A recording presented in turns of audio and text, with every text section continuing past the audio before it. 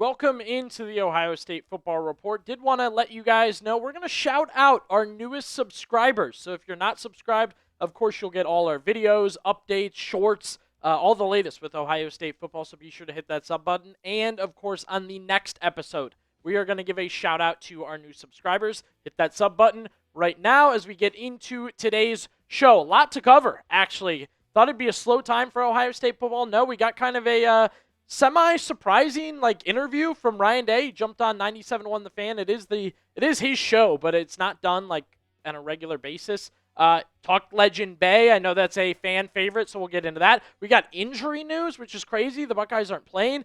Buckeyes hired a coach this morning, and we will talk a little bit about recruiting in Ohio for the Buckeyes, which I know fans love also. So kind of a fan favorite show in a way today. And we begin that fan favorite talk with Legend Bey. He has become a fan favorite without even stepping on the field. The speedster, of course, went through his drama in the recruiting process. I actually think it made him more of a fan favorite going through that process. People learned more about him. They watched his highlights. They felt for him. They rooted for him. And through that, this is a guy that has not touched the field for Ohio State, and people cannot wait to see what he does for the Buckeyes in 2026. I have him as a Curtis Samuel-esque player. Now, I don't know if that's going to take 3 years, 4 years to realize, 2 years, 1 year, I don't know. But Ryan Day had a little bit to say about him. First, I do want to get a gauge from the fans, per usual. Drop down into the comment section. Will Legend Bey help Ohio State in 2026? Type Y for yes, type N for no. Will he be on the field making a difference? Running back, wide receiver, punt return, kick return. Type Y for yes, he'll help. N for no, he'll have to wait his turn. So the hype around Legend Bey is what it is. I relate it back to the situation and everything that happened with him. But Ryan Day made comments on Legend Bey. And of course he was asked about all the recruiting class and whatnot. But, Legend Bey is a guy the fans are interested in. I know that. So I wanted to bring to you guys what Ryan Day had to say on 97.1 The Fan about Legend Bey. It was a longer quote, so be sure to track with us here. Pause if you need to. He said, I kind of called him maybe the poor man's Tyreek Hill. I mean, he can go. And when you watch him last year play quarterback in Texas, you have 5 touchdown games, 6 touchdown games just running around, making guys miss. He's lightning in a bottle, so he can do a bunch of different things for us. Excited to see him in the spring.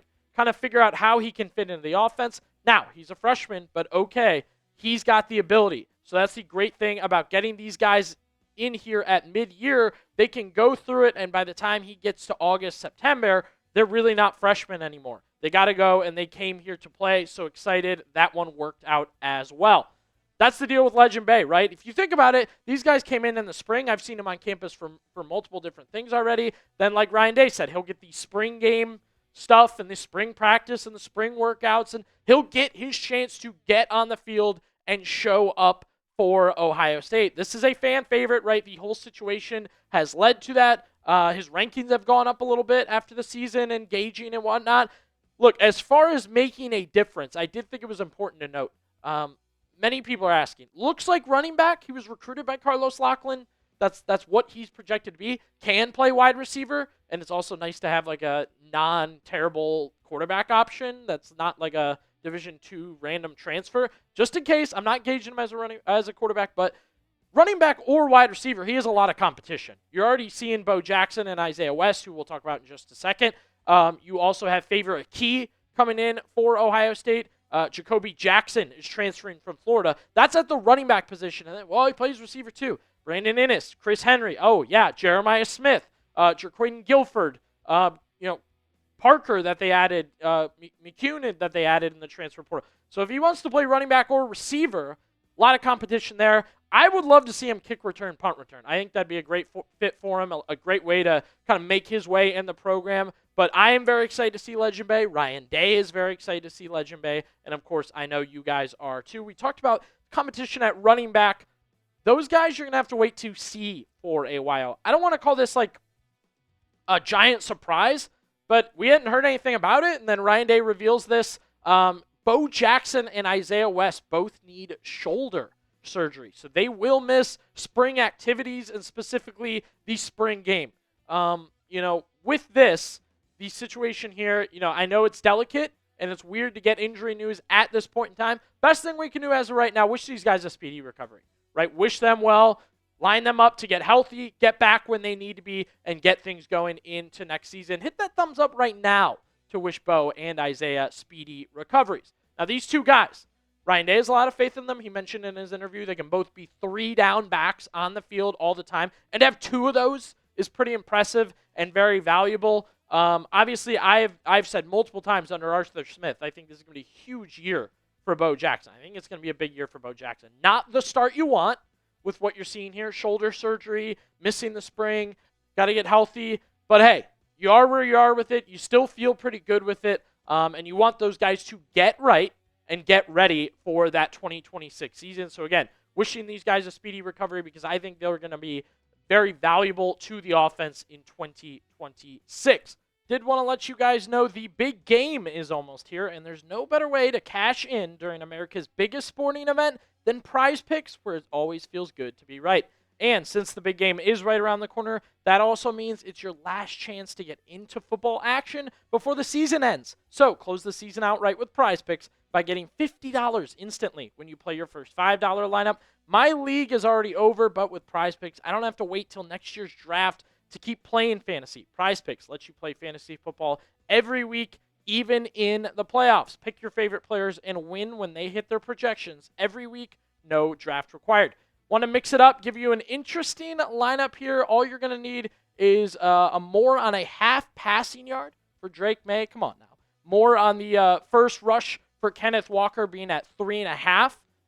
More on Ramondre Stevenson needs a half rushing or receiving touchdown, and more for Sam Darnold at a touchdown pass and a half. Yeah, you kind of see the interesting things you can do on PrizePicks. That includes power play or flex play that you see down there at the bottom. That's because how you play is up to you on PrizePicks, right? If you want flexibility, choose flex play where you can get paid even if one of your picks misses. And if you want the biggest payouts, go for the power play. No matter how you play, PrizePicks is a great way to put your takes to the test. So download the app today and use code CLNS to get $50 after you play your first $5 lineup. That's code CLNS to get $50 in lineups after you play your first $5 lineup. PrizePicks, it's good to be right. All right, I consider this on the good news front for Ohio State. They have added to their coaching staff. I actually got to be honest, I didn't realize they had lost their special teams coordinator. He moved on to Kentucky. They kind of needed possibly maybe a situation where they asked him to move on. Who knows what really happened, but Buckeyes were 67th in the FBS last year on special teams, and you see their competition in the top 10, right? They had to make a change, and they do. It starts with, they actually made some other moves. They got Connor Hawkins, the new kicker, out of the transfer portal. We've talked about him plenty. And then Brady Young, a punter from the transfer portal. They add him also. I don't know that he'll be the starter, but again, an opportunity there. And then they have hired Rob Discher from Illinois, also some experience with Georgia, LSU, Tulane to be their new special teams coordinator, most recently at Illinois. And again, the big thing in here is they prioritize special teams and try to fix it, right? You have to appreciate the fact that Ohio State identified a glaring issue and worked to fix it. They actually went overboard fixing it, I think. New kicker, new punter, new special teams coordinator, not just one change, 3 changes. We'll have a competition probably at punter. I imagine Hawkins is your kicker. I think I read Brady Young can also kick, so maybe he'll get involved a little bit there as a kicker. But Discher seems to have a good reputation.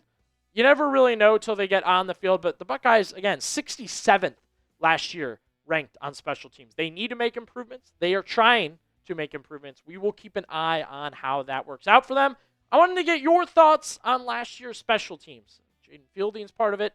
They're all a part of it. But grade Ohio State's 2025 special teams A, B, C, D, or F. Punting, kicking, everything in between. How did you think the guys did last year? All right. I love talking recruiting, and I especially love talking Ohio high school football recruiting. I broadcasted Ohio high school football for 7 years. I love it. I have a real love for programs all around Northeast Ohio and down below, too, in the South, because went down there for different games and state championships and whatnot. Also, we've got recent offers the Buckeyes put out there, not guys that committed, so we're going to keep an eye on this. From Hoban High School, Archbishop Hoban, for Ohio people. Slang is Hoban. Brayton Feaster, running back linebacker, listed as an athlete. And Deontay Malone from Massillon. I did plenty of Massillon games. I broadcasted Brayton Feaster games at Hoban. Again, I love seeing James Laurinaitis in Akron trying to recruit Hoban players, right? I think that's a very cool thing for the Buckeyes and their program. Feaster's a monster. The wrestling experience is there, which is always great for a football player, in my opinion.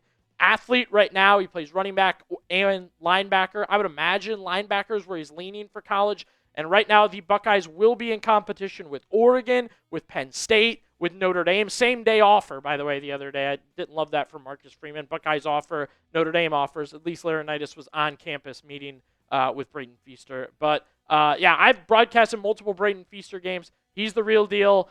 He could play running back. He could play linebacker. If Laurinaitis is visiting him, obviously he's leaning linebacker. 4-star class of 2027, which the Buckeyes are really trying to shape up and do good things for it. Now, Deontay Malone from Massillon, the rankings aren't there for him yet, and they not always are, but Buckeyes jumping on this one early. Said, I love the program. They have a great program. They've developed a lot of great players. I've been up there for camp and 7-on-7, so I plan to go back for spring practice. So Deontay Malone, Massillon's a huge program in the state of Ohio. This is a guy to keep an eye on. And again, I love the Buckeyes on the recruiting trail, but I especially love them checking out those Ohio high school programs, the bigger programs, because, hey, if they're going to be Buckeyes, having that love for Ohio State as they grow up is always a big thing.